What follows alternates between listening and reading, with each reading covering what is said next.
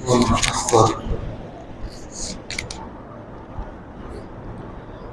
बिल्लाहि मिनश शैतानिर रजीम।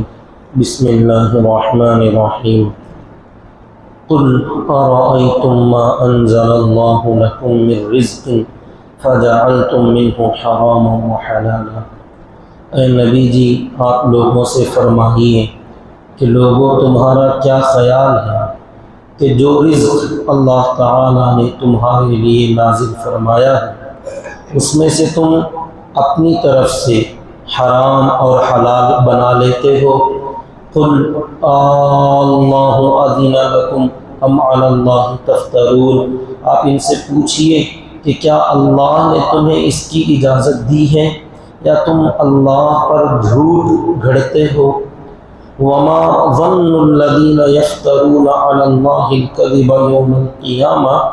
उन लोगों का जो अल्लाह पर झूठ बांधते हैं क़ियामत के दिन के बारे में क्या गुमान है कि अल्लाह उन्हें अज़ाब नहीं देगा। इन्नल्लाह लज़ू फ़ज़लिन अलन्नास वलाकिन्न अक्सरहुम ला यशकुरून। बेशक अल्लाह ताला लोगों पर बहुत मेहरबान है लेकिन अक्सर लोग इसका शुक्र अदा नहीं करते। वमा तकूनु फ़ी शअनिन वमा ततलू मिन्हु मिन क़ुरआन।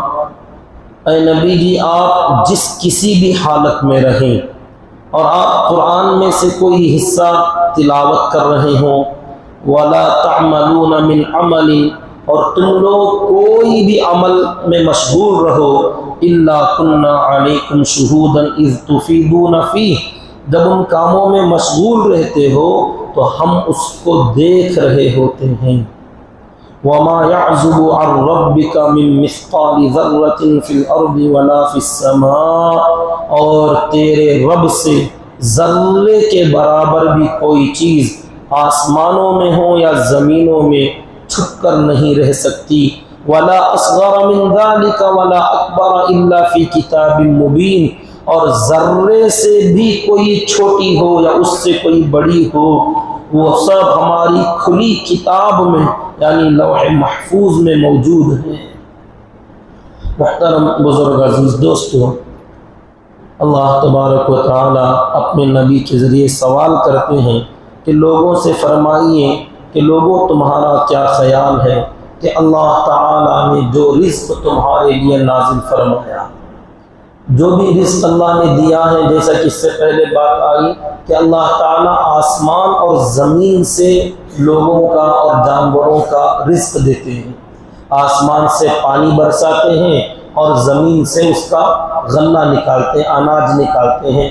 तो आसमान और ज़मीन दोनों के इख्तिलाफ, दोनों के मिलाप से, दोनों के काम से अल्लाह ताला ये रिज़्क़ अता फरमाते हैं।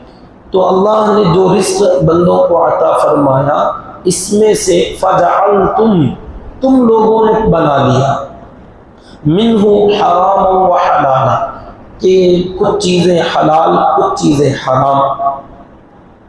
तो क्या कुल अल्लाहु अज़िन लकुम, कि क्या अल्लाह ताला ने तुम्हें इसकी इजाज़त दिया है।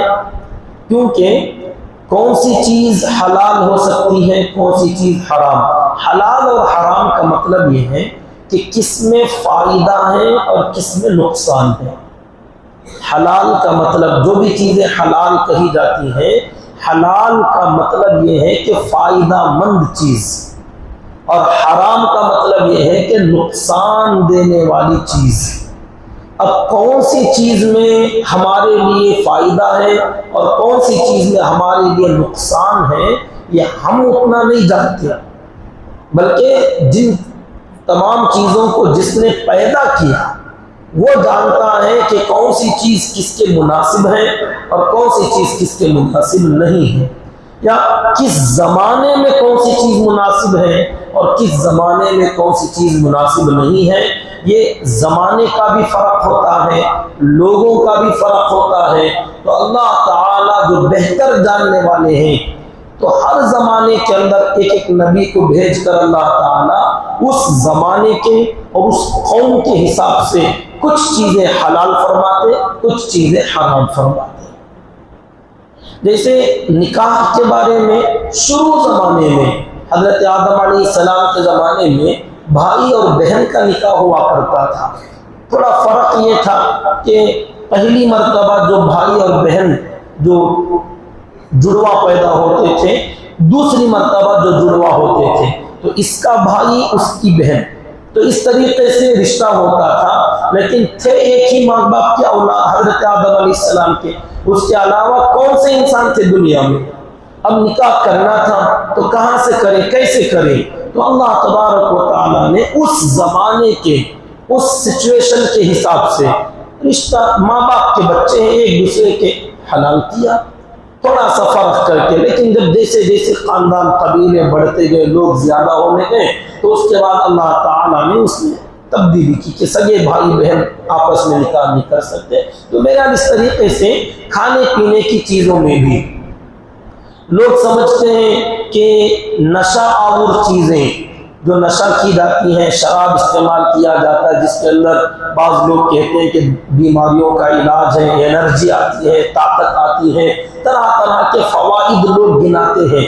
हो सकता है कि कुछ फ़ायदे उसके अंदर हों, क्योंकि अल्लाह ने कुरान में फरमाया, लोग आपसे पूछते हैं नबी जी, यसअलूनका अनिल खम्र वल मैसिर, कि इजी मनी जो जुआ है, सट्टाबाजी है, जुए में पैसे कमाना या शराब पीना, इसके बारे में आपसे लोग पूछते हैं कि क्या ये कर सकते हैं कि नहीं कर सकते हैं।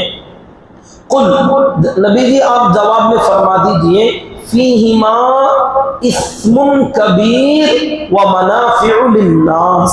देखो फायदा भी है, जुए में कभी कभार आदमी 1000 10,000 लगाकर लाख 2 लाख कमा लेता, हो सकता है कभी हो जाएगा, नफा मिलेगा आपको। शराब में हो सकता है कभी आपका गम दूर हो जाए, जैसा कि अक्सर लोग जो शराब का इस्तेमाल करते हैं गमों को हल्का करने, दुख दर्द को भुलाने के लिए। आदमी जो हुमूम व गुमूम में परेशान होता है, दिन भर का थका मांदा होता है, पी लेता है तो आदमी मजे से सो जाता, समझता पूरा गम दूर हो गया, सुस्ती चली गई। तो इस तरीके के, या हो सकता है कुछ ऐसे बियर्स वगैरह जो बनाए गए जिसके अंदर आदमी को उतना ज्यादा कोई इफेक्ट भी नहीं होता और उसको एनर्जी भी आती होगी, उसके अंदर कुछ ताकत भी आती होगी। तो मेरे हाल फीहिमा इस्मुन कबीर व मनाफिउ लिन्नास, अल्लाह ने दोनों का जिक्र किया कि देखो जुए में भी और शराब में भी लोगों के फायदे भी हैं, नफा भी होता होगा, लेकिन इन दोनों में गुनाह ज्यादा है। फरमाया व इस्मुहुमा अकबरु मिन नफ़इहिमा, इन दोनों में जो नफा है ना, इनके नफे से ज्यादा नुकसान ज्यादा है। नफा थोड़ा है लेकिन नुकसान बहुत बड़ा है कि जब आदमी शराब का इस्तेमाल कर ले, छोटे मोटे फायदों को देखकर, तो इसके इस्तेमाल के बाद आदमी के दिमाग पर पर्दा आ जाता है, फिर उसे इंसानों की तमीज नहीं रहती। इंसान तो क्या, उसे इंसानों और जानवरों की तमीज नहीं रहती, फर्क मिट जाता है। तो ये अल्लाह ताला ने सबसे बड़ी चीज जो इंसान को अता फरमाया वो है अक्ल। हर आदमी के लिए अक्ल है तो उसके ऊपर अल्लाह के अहकामात भी आते हैं, अक्ल नहीं है तो अल्लाह का कोई हुक्म भी उसके लिए नहीं है। तो अक्ल वाले लोग ही मुकल्लफ कहलाते हैं। तो मालूम हुआ सबसे बड़ी दौलत हर आदमी के पास जो है, ईमान वालों के पास ईमान बड़ी दौलत, लेकिन ईमान मिलने से पहले हर आदमी को सोचने समझने के लिए जो चीज अता फरमाया, तमाम हमारे जिस्म के आज़ा में से सबसे बड़ा जो राजा कहलाता वो है दिमाग। अगर ये नहीं रहा, दिल सही हो, किडनियां सही हो, अब आपके जो भी चीजें सही होंगे, फायदा क्या? आदमी आम किस्म के जानवरों में से एक जानवर की तरह होता है, उसकी ना कोई कदर होगी, उसे ना अपना सुध बुध, ना अपने कपड़ों का ख्याल, ना अपने जिस्म का ख्याल, नंगा भी हो जाए उसे कोई परवाह नहीं होती, खाने में कोई चीज गिर भी जाए वो ऐसे खा लेगा, कहीं भी चला जाएगा, कहीं भी बैठ जाएगा। अक्ल अगर नहीं तो अल्लाह ताला ने जो चीज सबसे बड़ी अता फरमाया, ये शराब ऐसी चीज है कि आदमी जब उसका इस्तेमाल करता है, या शराब के बजाय जो भी आजकल नशा आवर चीजें हैं, नित्य नई चीजें आज लोगों ने ईजाद कर ली हैं, सूंघने के जरिए, खाने के जरिए, पीने के जरिए तरह तरह के नौजवान और हमारे मासूम बच्चे इस लत के अंदर मुब्तला होते जा रहे हैं। इसमें आखिर नफा ही क्या है जो आदमी के दिमाग को खराब कर दे, आदमी को आदमी से हटाकर जानवर बना दे। जब ऐसे शराबी और नशे में धुत लोग घर में आते हैं तो फिर ऐसे लोगों को न बीवी में और बच्ची में फर्क नहीं होता, बीवी और बेटी का फर्क तक मालूम नहीं होता, बहन और माँ का फर्क मालूम नहीं होता। आदमी कभी नालियों में पड़ जाता है, चौराहों पे पड़ जाता है, जहां मिला वहीं लुढ़क जाता है, कुत्ते उसके ऊपर पेशाब करने लग जाते हैं, उसे कोई ख्याल नहीं होता। फायदा बहुत है शराब का, ठीक है इस्तेमाल कर लिया, लेकिन ये क्या नुकसान, इतना बड़ा नुकसान। और अलावा अजीम ये तमाम दुनिया के नुकसान के अलावा और भी अगर आप देखें, ये जो जाहिरी जो फायदे हुए ना, इससे ज्यादा जब आदमी उस नशे से बाहर आता है तो सर में दर्द, अजीब किस्म की बीमारियां, धीरे धीरे उसके लिवर और किडनियां आदमी की खराब होने लग जाती हैं। बहुत जल्द ऐसा आदमी मौत के मुंह में दाखिल हो जाता है, जो अपने आप को हलाकत में ले जाता है, जो थोड़े से नफे के लिए बहुत बड़ा नुकसान मोल लेता है। तो लोगों ने जो समझा कि भाई इसमें फायदा है, इसमें एनर्जी है, इसमें ताकत है, इसमें स्ट्रेस खत्म हो जाता, फला फला फला चीजें, तो आदमी क्या जानता है कि तुम किसी चीज को हलाल समझने लगो या किसी चीज को हराम समझने लगो, बनाने वाला मालिक जानता है कि किस में असल में फायदा है और किस में असल में नुकसान है। तो इंसान को अल्लाह ने इसका इख्तियार नहीं दिया कि तुम अपनी मर्जी से जो चाहो उसे हलाल समझ लो, जो चाहे उसे हराम समझ लो, बल्कि हम बताएंगे कि कौन सी चीज तुम्हारे लिए हलाल, कौन सी चीज तुम्हारे लिए हराम। जिसे हम हलाल कह दें उसे इस्तेमाल करो, जिसे हम हराम कह दें उसके करीब भी ना जाओ। अब लोगों ने अपनी मनमानी से, कुफ्फार और मुशरिकीन क्या करते थे, जो पैदावार होती थी, जो फसलें काटते थे, तो जब भी फसल कटती तो उसमें से कुछ फसल निकाल कर रख देते, कहते थे ये अल्लाह के लिए, और थोड़ी सी अलग करके रखते, कहते ये हमारे बुतों के लिए, इसमें से कोई खा नहीं सकता, बाकी की जो चीजें हैं वो हमारे इस्तेमाल के लिए, एक हिस्सा अल्लाह का, एक हिस्सा हमारे बुतों का। वक़ालू हादिही अनआम व हर्सुन हिज्र ला यतअमुहा इल्ला मन नशाउ बिज़अमिहिम व अनआमुन हुर्रिमत ज़ुहूरुहा व अनआमुन ला यज़कुरून इस्मल्लाहि अलैहा इफ्तिराअन अलैहि। अल्लाह ने इसको सूरह अनआम के अंदर बयान फरमाया है कि लोग कहा करते थे, ऐसे ही जानवर जो होते थे, गाय, ऊंट, भेड़, बकरियां, तो उसमें से भी खास किस्म के कुछ जानवर, ऐसी ऊंटनियां जो लगातार 3 या 4 मादा ऊंटनियों को जन्म दे, तो उसे वक्फ कर देते थे कि ये अब हमारे बुतों के लिए खास हो गई है, इसका न कोई दूध निकाल सकता है, न इस पर कोई सवारी कर सकता है, बस ये बुतों के नाम पर छोड़ दिया जाता था, उससे कोई नफा नहीं उठाता। ऐसी तरह तरह के सांड भी होते थे, नर बैल होते थे, ऊंट होते थे, जो खास किस्म के उनसे कुछ काम होते, तो कहते थे इतनी मादा ऊंटनियों के बाद एक नर पैदा हुआ, तो कहते थे ये अल्लाह का खास है, कि 3-4 इसकी माँ से 3-4 नर ऊंटनियां पैदा हुई, उसके बाद एक मादा पैदा हुई, उसके बाद एक नर पैदा हुआ, तो ये अल्लाह ताला का खुसूसी तोहफा है, तो ये हमारे बुतों के लिए छोड़ देना चाहिए। तो इस तरीके से जो मा जअलल्लाहु मिन बहीरा वला साइबा वला वसीला वला हाम, जो लोग नाम रखते थे उन जानवरों के कि ये बहीरा है, ये साइबा है, ये वसीला है, ये हाम है, तरह तरह के उसके नाम रखकर उसे छोड़ देते, उनके कान चीर देते, निशान लगा देते, तो लोग उसे बुतों का समझकर हाथ तक नहीं लगाते, बड़ा एहतराम करते। जब वो चीजें सामने आती तो उसे पढ़ लेते, उसे आंखों से लगा लेते, उसकी खिदमत करते, समझते थे ये अल्लाह का और हमारे बुतों का खास है। इस तरीके से उन जानवरों को अपने लिए हराम कर लेना, उनके दूध को अपने लिए हराम कर लेना, ये किसने तुम्हें बताया? फरमाते अराअयतुम मा अंज़लल्लाहु लकुम मिन रिज़्क़, मुझे बताओ कि जो रिज़्क़ अल्लाह ने तुम्हें उतारा, फजअलतुम मिन्हु हरामन व हलाला, उसमें से तुमने अपने ख्याल से कुछ को हलाल कुछ को हराम बना लिया। कुल अल्लाहु अज़िना लकुम, पूछो क्या अल्लाह ने तुम्हें इसकी इजाजत दी है कि तुम अपनी मनमानी से कर सकते हो? अम अलल्लाहि तफ्तरून, या तुम अल्लाह पर झूठ बांधते हो कि अल्लाह ने हलाल कहा मगर तुम हराम कहने लग जाओ। ये इख्तियार किसी को नहीं है, हम उलमा को भी नहीं है, हत्ता के अल्लाह के नबियों को भी इसका इख्तियार नहीं था।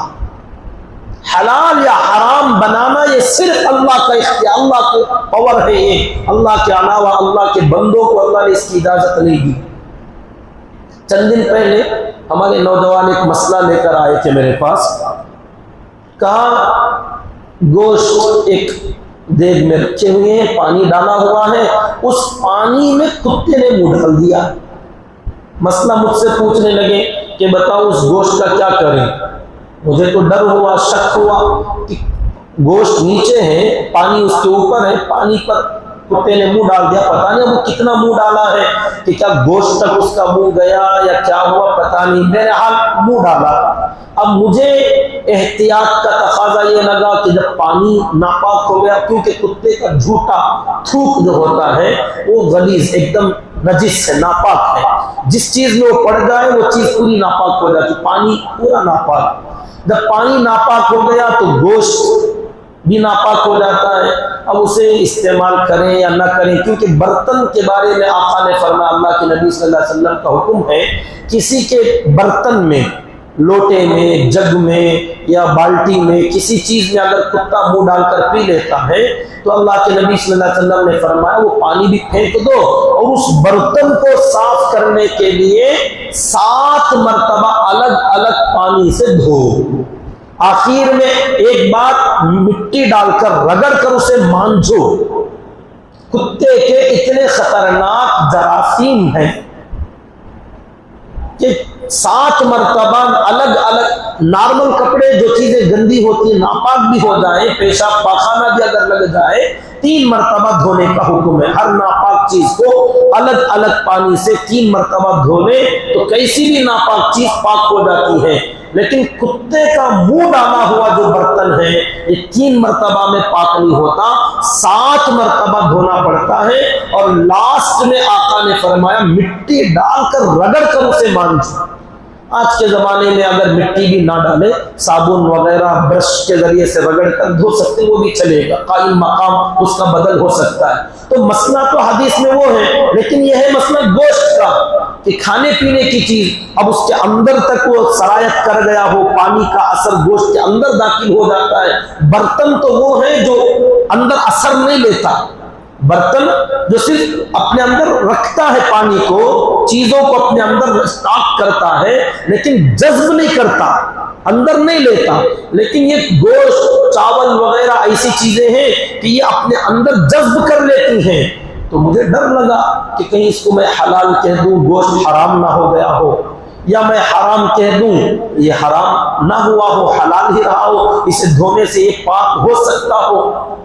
तो जब बात आई तो हमने ये नहीं समझा कि मैं इतना बड़ा मौलाना, मैं क्या बोलूं। मैंने फौरन कहा भाई मुझे इसमें डाउट है, मैं नहीं बता सकता, आप किसी बड़ों से रुजू करें। एहतियात का मसला है। अब नाक बचाने अगर मैं कहूँ जाओ जी खा लो, अगर हराम रहा तो, और अगर हम कहते हैं हराम है फेंक दो, अगर हलाल रहा खामखा इतने किलो गोश्त लोगों का बर्बाद कर दूं, मैं माल बर्बाद कर दूं। तो ये हर आदमी के लिए इसकी इजाजत नहीं होती कि जिसको चाहा हलाल कह दिया, जिसको चाहा हराम कह दिया। ये मैंने इसलिए बताया कि देखो कभी कभार उलमा को भी ऐसे मसाइल पेश आते हैं, हमें भी ये सोचना पड़ता है, क्योंकि किसी को जायज कह देना, किसी को नाजायज कह देना, असल में ये अल्लाह के ऊपर फतवा देना है कि अल्लाह ने इसको हलाल कहा है, जाओ मैं इजाजत देता हूं। अब अगर अल्लाह ने उसे ना कहा हो तो कल क़यामत में पूछेगा तुझे किसने इसकी इजाजत दी थी कि मैंने उसे हलाल नहीं कहा और तूने हलाल कह दिया। इसकी बिल्कुल इजाजत नहीं है। हम भी, उलमा भी, मुफ्तियान किराम भी, जो भी होते हैं, ये पाबंद हैं किताबों में, कुरान में, हदीस में देख दिखाकर किसी को जायज या किसी को नाजायज बताते हैं। जो मन में आया, इतने साल हो गए बयान करते करते, कुरान हदीस पूरा आता है मुझे, किसी ने कुछ भी पूछ लिया और हमने फटाक से जवाब दे दिया। ये खेल तमाशा नहीं है, ये अल्लाह के यहाँ बेड़ियां डालकर पकड़े जाने का काम है। तो जो लोग उलमा नहीं है फिर भी फतवा देते, उनका क्या होगा? ऐसे बहुत सारों को देखने में आया, थोड़ा बहुत नमाजी क्या बन गए, थोड़ा बहुत अल्लाह के रास्ते में चलत फिरत क्या होगी, थोड़ी बहुत दाढ़ी और जुब्बा क्या आ गया। जिसने जो मसला पूछ लिया फतवा ठोक दिया। नमाज के बारे में, रोजे के बारे में डरना चाहिए। जो कमा अक्तुहु इल्म, देखिए बाज मसाइल लोग सुनते हैं लेकिन हर सुना हुआ मसला बयान नहीं कर सकते, क्योंकि एक्सप्लेन करने के तरीके में भी फर्क होता है और मसले में बारीक सा फर्क होता है कि किसी आदमी ने कोई मसला पूछा, उसका जवाब कभी दे दिया, आपने देखा अच्छा ये जवाब मिला है और आपने आगे भी वही जवाब दे दिया। ऐसा नहीं होता। जैसे रमजान के महीने में हजरत इमाम अबू हनीफा रहमतुल्लाह अलैह के पास एक आदमी आए और आकर पूछा, हजरत रोजे की हालत में बीवी से बोसो किनार करना, प्यार करना क्या जायज है? हजरत ने कहा ठीक है, जायज है, जायज है। एक दो दिन के बाद एक और आया आदमी, उसने भी यही मसला पूछा। जिसने पूछा था वो देखा नहीं, और एक आदमी, होता है ऐसा, एक ही मसला रिपीट, ये भी पूछते, वो भी पूछते, अलग अलग टाइप में। एक आदमी और आया, उसने भी यही मसला पूछा, तो हजरत ने कहा हराम है, नाजायज है।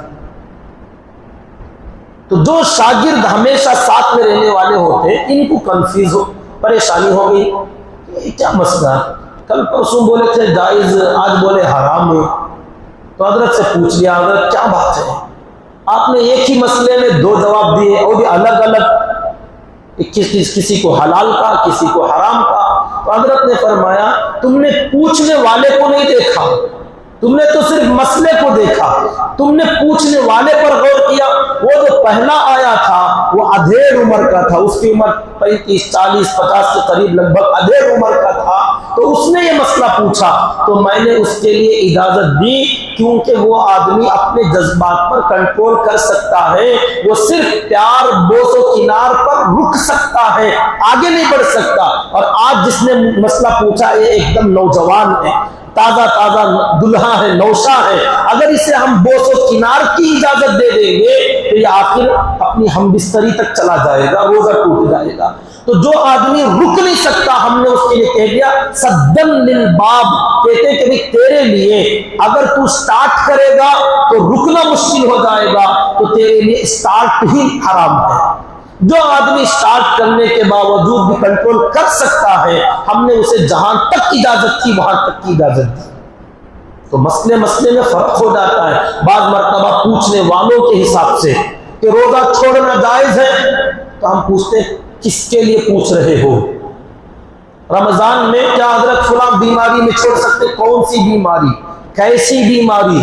अब आपने मसला सुन लिया कि हाँ बीमारी में रोजा छोड़ना जायज है, हर बीमारी में नहीं, मसले का फर्क होता है। तो वो जो गहरी नजर हो रखने वाले उलमा होते हैं, वो इन चीजों के ऊपर गौर व फिक्र करके आगे बात बताते हैं। बहरहाल जो भी मसले मसाइल लोग सुनते हैं उसे आगे फॉरवर्ड नकल नहीं करना चाहिए, क्योंकि मसला बताने में भी फर्क होता है, किसको बताया जा रहा है इसका भी फर्क होता है, और किस जमाने में बताया जाए इसका भी फर्क होता है। बहरहाल तो इसलिए हलाल हराम जायज नाजायज कभी किसी के सामने ये बातें आ जाएं तो फौरन अपने इलाके के उलमा से, मुअतबर लोगों से रुजू करना चाहिए, उलमा से पूछकर तसल्ली कर लेना, क्योंकि ये बहुत बड़ा मसला जिम्मेदारी है कि अल्लाह पर इल्जाम लगाने के बराबर कि हाँ मेरी इजाजत है कि अल्लाह ने यही फरमाया है। अब अल्लाह ने वो ना फरमाया हो तो क़यामत के दिन बेड़ियां डालकर जकड़ा जाएगा कि ये ऑर्डर तूने कैसे पास कर दिया। तो अल्लाह पर झूठ ना बांधें। वमा ज़न्नुल्लज़ीना यफ्तरूना अलल्लाहिल कज़िब यौमल क़ियामा, जो लोग अल्लाह पर ऐसे झूठी बातें बांधते हैं क़ियामत के दिन के बारे में उनका क्या गुमान है। अब हम ईमान वालों में से भी अल्लाह माफ़ फरमाए, कुछ लोग जो फितरत नहीं चाहती, तबीयत नहीं चाहती, कुछ ऐसी चीज़ों को हराम कर लेते, जैसे बड़े का गोश्त पहले बहुत ज्यादा था, ये अब तो बहुत कम हो गया। ऐसी कुछ चीजें होती हैं, कुछ लोगों को फितरी तौर पर अच्छा नहीं लगता, मिजाज पसंद नहीं आता उसे, ठीक है मत खाओ। जो चीज आपके मिजाज को ना लगे, आपको अच्छी ना लगे, मत खाओ, मगर उसे हराम की तरह रिजेक्ट ना करो कि उसे हाथ तक नहीं लगाते, उसे घर में लाने नहीं देते, उसे छूते तक नहीं है, उसके बर्तन अलग कर लेते। ऐसे भी देखेंगे नखरे करने वालों को कि किसी खाने वाले ने उसे हाथ लगा दिया तो वो बर्तन नहीं छूते, हम वो गिलास हाथ में नहीं लेते। तो ये क्या, इतनी ज्यादा हलाल चीज को तुम हराम समझने लगे, और बाद हराम चीजों को लोग हलाल समझ लेते हैं। कि जो कपड़े अल्लाह ने हलाल किया, जो चीजें अल्लाह ने हलाल किया, बाज लोगों ने खामखा अपने ऊपर मन्नत मान कर कह लेते फुला रंग, काले रंग का कपड़ा हमारे खानदान के लिए हराम है, हम नहीं पहनते। क्यों? चुपके चुपके अपनी तरफ से किसी चीज को हलाल या हराम ना करें। ऐसी चीज करने वाले अल्लाह पर झूठ बांधते हैं, तो क़ियामत के दिन के बारे में उनका क्या गुमान है। इन्नल्लाह लज़ू फ़ज़लिन अलन नास, अल्लाह ताला तमाम लोगों पर बड़ा मेहरबान है कि ऐसे अल्लाह पर झूठ बांधने के बावजूद अल्लाह फौरन सजा नहीं देता, ढील देते हैं। वलाकिन्ना अक्सरहुम ला यशकुरून, लेकिन अक्सर लोग अल्लाह की इस मेहरबानी का शुक्र अदा नहीं करते। वमा तकूनु फी शान, ऐ नबी जी आप जिस किसी हालत में रहें, वमा ततलू मिन्हु मिन कुरान, और कुरान का कोई हिस्सा आप पढ़ रहे हो, वला तामलूना मिन अमल, और ओ लोगों तुम तमाम कोई भी काम में मशगूल हो, इल्ला कुन्ना अलैकुम शुहूदन इज़ तुफीदूना फी, जब भी तुम कोई काम कर रहे होते हो तो हम वहां मौजूद तुम्हारे काम को देख रहे होते हैं। ये बड़े डर और खौफ की बात है। आदमी जब गुनाहकारी में मशगूल होना तो इस आयत को याद करे। अल्लाह फरमाते तुम जिस काम में भी रहोगे मैं वहां तुम्हें देख रहा हूं, कोई देखे या ना देखे, घर बंद है, दरवाजे बंद हैं, तन्हा कमरे में हो, लेटरीन में हो, हमाम में हो, या तुम तन्हाई में जंगलों बियाबान में हो, तुमने चारों तरफ नजर दौड़ानी कि कोई नहीं देख रहा है, अब तुम अपने गुनाहों में, मोबाइल में, नित नई चीजों के पीछे लगे हुए हो। इस वक्त में सोच लेना कि मेरे साथ, मेरे बाजू मेरा रब भी बैठकर देख रहा है। क्या होगा तब कि जो तुमने लोगों से छुपाया लेकिन अल्लाह से तो नहीं छुपा सकते। वमा यअज़ुबु अन रब्बिका मिन मिस्क़ाली ज़र्रतिन फिल अर्दि वला फिस समा वला असग़र मिन ज़ालिका वला अकबर इल्ला फी किताबिन मुबीन। ये ऐसी अल्लाह की कुदरत की बात है कि जमीन में और आसमानों में जर्रे के बराबर, ये जो इतनी सी मस्जिद है, यहाँ चंद दिन पहले एक साथी हमारे काम कर रहे थे फैन का, तो उनके वहां से ऊपर से पिन गिर गई, तो उस पिन को तलाश करते हुए वो बहुत देर तक उधर इधर ढूंढ रहे थे, मैं भी उनको देख रहा था। बहुत देर के बाद वो चीज मिली। इतनी छोटी सी जगह में इतनी बड़ी चीज, आदमी को ढूंढने में आधा पौना घंटा लग जाता है। अल्लाह फरमाती इस पूरी जमीन में और पूरे आसमानों में, सूरज, चांद, सितारे, कहकशां, तमाम समंदरों की गहराई में, तहत सरा तक आप ले लीजिए, जहां जहां तक भी जाए, कोई बड़ी चीजें नहीं, छोटी मिस्काना जर्रा, जर्रा कहते हैं अल जुज़्उल लज़ी ला यतजज़्ज़ा, किसी चीज के टुकड़े किए जाए, टुकड़े टुकड़े टुकड़े करते आखिर में ऐसा टुकड़ा बचा, अब इसके बाद इसके और टुकड़े करना इम्पॉसिबल, हो ही नहीं सकता, लास्ट हिस्सा। फरमाते अल्लाह ताला इतना जर्रा भी कोई हिस्सा, कोई भी चीज, कैसी भी चीज हो, आसमानों में डाल दो, जमीनों में डाल दो, वो मेरी नजर में होती है, छुप नहीं सकती। समंदरों में गिरा दो तुम, जो धूप निकलती है, धूप के अंदर जो जर्रात उड़ते नजर आते, कहीं से रोशनदान में से जो बारीक सी लकीर पड़ती है धूप की, उसके अंदर जो जर्रात उड़ रहे होते हैं ना, आप उसे देखिए, लाखों करोड़ों जर्रात उसके अंदर तैर रहे होते हैं। हम हाथ डाल के बचपन में बहुत खेलते थे, मिलते कुछ नहीं, दिखते बहुत है। तो वो जर्रात जो होते हैं ना, अल्लाह ताला फरमाते हैं पूरी कायनात में जहां कहीं भी ऐसे जर्रात हैं, वो सारी चीजें तेरे रब की नजर से गायब नहीं हो सकती। तो तेरा अमल कहां गायब होगा? तू कैसे छुपा पाएगा अल्लाह की नजर से अपना कोई भी अमल, अच्छा हो या बुरा? जब अल्लाह इतनी बारीक चीजें देख रहा है, तो मेरा इतना बड़ा जिस्म और इतने बड़े जिस्म से करने वाला इतना बड़ा अमल और अल्लाह से छुपा लो? वमा याज़ुबु अर रब्बिका, तेरे रब से छुप नहीं सकता। कितना बड़ा रब, कितनी बड़ी कुदरत वाला वो अल्लाह है कि तेरे रब से नहीं छुप सकता। मिन मिस्काली ज़र्रा, ज़र्रे के बराबर भी कोई चीज, फिल अर्ज़, पूरी जमीन में, वला फिस समा, और तमाम आसमानों में, वला असग़र मिन ज़ालिका, फरमाया जर्रे से छोटा तो नहीं होता, अगर कोई उससे छोटा भी हो तो वो भी नहीं छुपता। क्या कहने, वला अकबर मिन इल्ला फी किताबिल मुबीन, और जो इससे बड़ा हो, छोटा बड़ा जो भी है, अल्लाह ने फरमाया वो सारी चीजें हमारी खुली किताब लौह महफूज में मौजूद हैं कि पूरी जमीन में ऐसे कितने जर्रात हैं, इसका भी काउंट हमारे पास है। समंदर के रेत में कितने कंकर हैं, उन कंकरों की गिनती अल्लाह के यहां मौजूद है। कितने दरख्त आज तक जमीन में उगे और कितने काट दिए गए और अभी कितने बाकी हैं, कियामत तक कितने उगेंगे, और उन दरख्तों पर कितने पत्ते लगे थे और कितने अब तक झड़ गए, कितने सूख गए और कितने आज झड़ने वाले हैं, कितने पत्ते कियामत तक लगने वाले हैं। इन तमाम पत्तों का काउंट अल्लाह की किताब में मौजूद है। और आज तक बारिश कितनी हुई, बारिश कितने टाइम हुई वो नहीं, कितनी बारिशें हुई और इन बारिशों में कितने कतरे गिरे, उन कतरों का हिसाब अल्लाह के यहां है। बारिश के कतरे कोई गिन सकता है?